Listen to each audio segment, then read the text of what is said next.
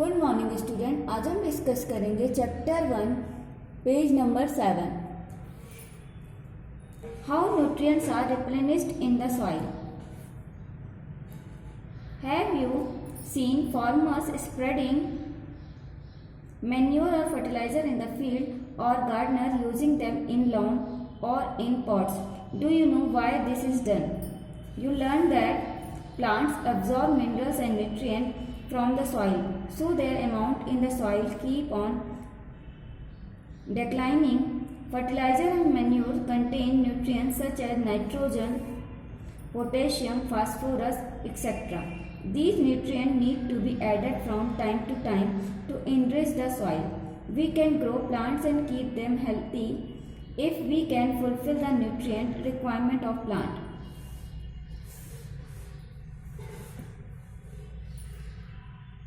अगर देखिए जैसे सॉइल है उसका न्यूट्रिएंट खत्म हो जाता है तो कैसे उसको रिप्लेनिश कैसे करेंगे। रिप्लेनिश मतलब होता है फिर से वापस लाए कैसे, ठीक है। अगर न्यूट्रिएंट खत्म हो गया तो उसको रिप्लेनिश कैसे करें, ठीक है। तो देखा होगा अक्सर आपने गार्डन में या लॉन में फार्मर या जो हमारा गार्डनर होता है वो क्या डालता है, मैन्योर और फर्टिलाइज़र डालते हैं। अब मैन्योर और फर्टिलाइज़र क्या करते हैं, जो प्लांट होते हैं वो हमारे वो सॉइल से मिनरल्स और न्यूट्रिएंट को क्या कर लेंगे, एब्जॉर्ब कर लेंगे। उसके बाद धीरे धीरे एब्जॉर्ब करने के बाद कुछ टाइम बाद सॉइल से मिनरल और न्यूट्रिएंट की डेफिशिएंसी हो जाती है, सॉइल में कमी हो जाती है। अब इसको फुलफिल करने के लिए, इसको रिप्लेनिश करने के लिए हम क्या यूज़ करते हैं, मैन्योर एंड फर्टिलाइज़र। तो फर्टिलाइज़र एंड मैन्योर में क्या कंटेंट होता है, कंटेन न्यूट्रिएंट जैसे नाइट्रोजन, पोटेशियम, फास्फोरस। तो फर्टिलाइज़र एंड मैन्योर में पोटेशियम, फास्फोरस एंड नाइट्रोजन जैसे न्यूट्रिएंट होते हैं जो कि प्लांट में को नेसेसरी होते हैं। तो जब हम इनको डाल देते हैं सॉइल में तो प्लांट की जो न्यूट्रिएंट की डेफिशिएंसी होती है सॉइल में,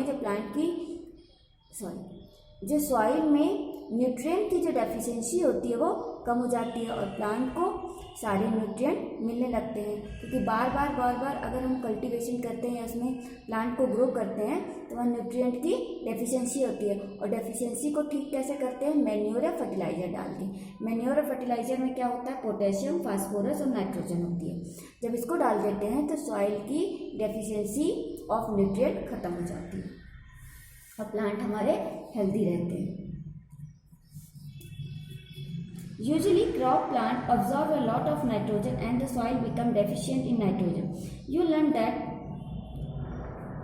though nitrogen gas is available in the plenty in the air, plants cannot use it in the manner they can use carbon dioxide. They need nitrogen in a soluble form.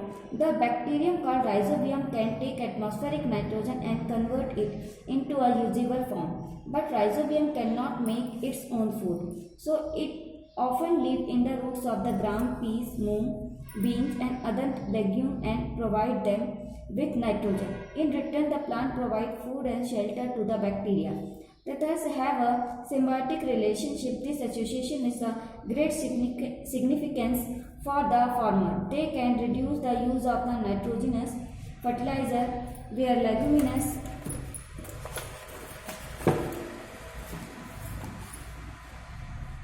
plants are grown. Most of the pulses are obtained from leguminous plant. In this chapter, you learn that most of the plants are autotrophs. Only a few plants are parasitic or saprophytic. saprophytic को saprotrophic भी बोलते हैं। They derive nutrition from other organisms. All animals are categorized as heterotrophs since they depend on plants and other animals for food. Can we say that the insectivorous plants are partial heterotrophs? देखिए हमने अभी आपको बताया कि farmer या gardener क्या करता है, मैन्योर या फर्टिलाइज़र डालता है जिससे न्यूट्रिएंट की डेफिशिएंसी ठीक हो जाती है। प्लांट जिसमें हमने कल्टीवेशन करते हैं, जहाँ पर हम ज़्यादातर क्रॉप्स वगैरह कल्टीवेट करते हैं, तो वहाँ पर जो क्रॉप होती हैं वो सबसे ज़्यादा नाइट्रोजन यूज़ करती है, एब्जॉर्व करती है, ठीक है। वो सॉइल से सबसे ज़्यादा नाइट्रोजन एब्जॉर्ब करती है, जिससे सॉइल में नाइट्रोजन की डेफिशिएंसी हो जाती है। वैसे तो एयर में बहुत ज़्यादा नाइट्रोजन है, ठीक है, हमारे एटमॉस्फेयर में बहुत नाइट्रोजन है, लेकिन जो प्लांट है वो गैसियस फॉर्म में नाइट्रोजन को नहीं ले पाते, उनको क्या चाहिए, सॉल्युबल फॉर्म में चाहिए, ठीक है। तो वो क्या सिर्फ गैसियस फॉर्म में क्या ले पाते हैं, कार्बन डाइऑक्साइड। तो सॉल्युबल फॉर्म में उनको कैसे मिले, तो बैक्टीरिया होता है राइजोबियम बैक्टीरिया, ठीक, राइजोबियम बैक्टीरिया एटमॉस्फेरिक नाइट्रोजन को कन्वर्ट कर देता है यूजेबल नाइट्रोजन में, जो प्लांट यूज कर सकते हैं, ठीक है। तो राइजोबियम बैक्टीरिया एटमॉस्फेरिक नाइट्रोजन को यूजेबल नाइट्रोजन में कन्वर्ट कर देता है। ये राइजोबियम बैक्टीरिया लेगुमिनेसी प्लांट मतलब जैसे हो गया हमारे दाल, ये मूंग, मसूर, gram, peas, beans and other legume, ठीक है, इनमें होता है। इनकी रूट्स में ये राइजोबियम बैक्टीरिया क्या करता है, ग्रो करता है। अब इनके रूट्स में जब ये ग्रो करता है तो क्या करता है, उनको ये क्या करे, कन्वर्ट कर दिया, एटमॉस्फेयर से नाइट्रोजन लिया और उसको यूजेबल फॉर्म में कन्वर्ट कर दिया। अब ये नाइट्रोजन किसको मिल गई, रूट के थ्रू प्लांट को मिल गई। अब प्लांट में क्या आ गया, नाइट्रोजन आ गया।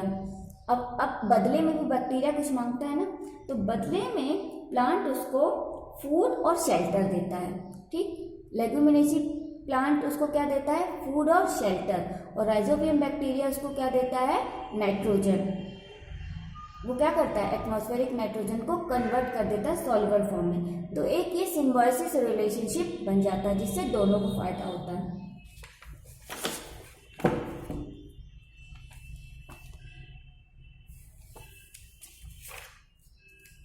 इसके अलावा बेटा पेज नंबर 2 में जो आपके ब्लू बॉक्स में दिया हुआ है, इसको हम थोड़ा सा देख लेते हैं। Cells, you have seen that building are made of the bricks. Similarly, the bodies of living organisms are made of the tiny units called cells. The cells can be seen only under the microscope.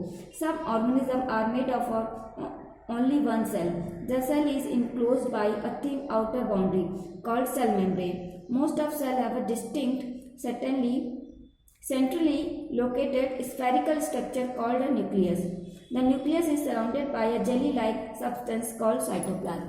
देखिए ये हमारी cell है, ठीक है। जैसे दीवार wall किससे बनी होती है, ब्रिक से, वैसे ही हम लिविंग ऑर्गेनिज्म किससे बने होते हैं, सेल से।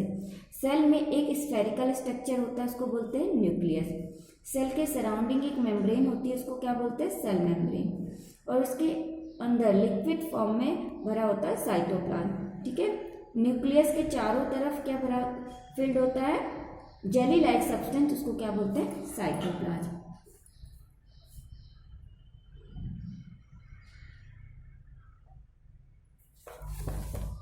और ये देखिए पेज नंबर 3 में ब्लू बॉक्स में, besides leaves photosynthesis also takes place in other green plant of the plant in green stem and green branches. The desert plant have scale or spine-like leaves to reduce loss of water by transpiration. These plants have green stem which carry out photosynthesis. photosynthesis leaves के अलावा plant के other part में भी होता है, green stem, green branch में भी। जो डेजर्ट के प्लांट होते हैं उनमें स्केल या स्पाइन, कांटेदार लीव्स होती हैं, ठीक है, उनके लीव्स में स्केल होते हैं, या फिर स्केल्स मतलब समझते हैं, जैसे सांप में ऐसे स्केल होते हैं, ऐसे सांप में देखे हैं ना, ये ऐसे फिश में, तो ऐसे ही लीव्स में भी स्केल्स होते हैं, और या फिर स्पाइन, कांटे जैसी लीव्स हो जाती है, जिससे अब डेजर्ट प्लांट में क्या होता है, वाटर बहुत कम मिलता है, तो वाटर लॉस को कम करने के लिए, एक वाटर लॉस किससे हो जाता है, ट्रांसपिरेशन से, तो वाटर लॉस को कम करने के लिए इनकी लीव्स स्पाइन में कन्वर्ट हो जाती है, जिससे वाटर लॉस कम होता है, और इनकी ग्रीन स्टेम ही फोटोसिंथेसिस करती है। तो यहाँ पर ग्रीन स्टेम फोटोसिंथेसिस का काम करती है।